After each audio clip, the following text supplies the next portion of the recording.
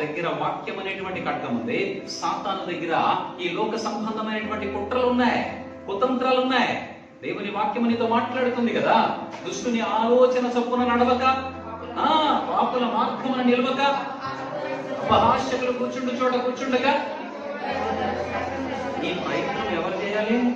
ఆలోచన చొప్పున కూర్చోకుండా ఉండాల్సింది ఎవరో? పాపుల మార్గమున నడవకుండా దేవుని మార్గంలో నడవాల్సింది ఎవరు? అల్లరి మోకల దగ్గర చేరకుండా ఎప్పటికప్పుడు దేవుని మందిరంలో ఉండాలి, దేవుని సన్నిధిలో ఉండటానికి ప్రయత్నం చేస్తే దేవుని వాక్యం ఏమంటుంది? దివారాత్రములు ఆయన వాక్యమునందు ఆనందించువాడు. హల్లెలూయా. నీ ధన్యత ఎక్కడ? నీ బ్లెస్సింగ్ ఎక్కడ?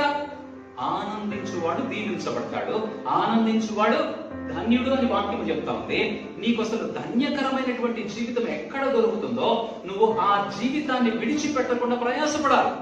దివారాత్రములు ఆయన వాక్యమును ధ్యానించువాడు ధన్యుడు. ఆ వాక్యమునందు ఆనందించేటువంటి వాడు ఏమి చేసినా సఫలమవుతుందట. హల్లెలూయా.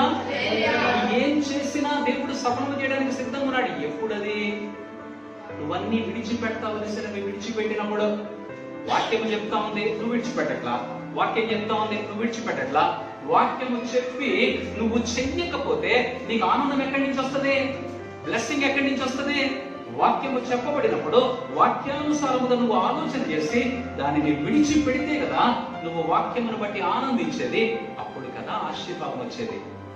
నువ్వేమో ముందు చేయవలసిన పని చేయకుండా తరువాత రావలసినటువంటి ఆశీర్వాదం కొరకు మాత్రం దేవుడి దగ్గర మొరపెడుతుంది.